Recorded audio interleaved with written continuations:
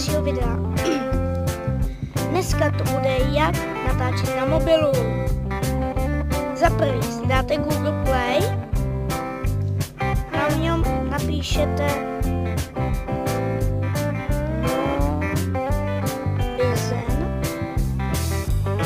a hned to první, co se vám tam objeví, Mobizen Screen Recorder, si stáhnete.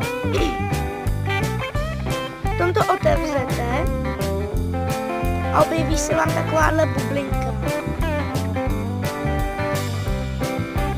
A do ní zmáčknete tady, místo toho čtverečku bude kamera a na tu zmáčknete a natáčíte. Tak pro toto video to bude všechno. Tak čau.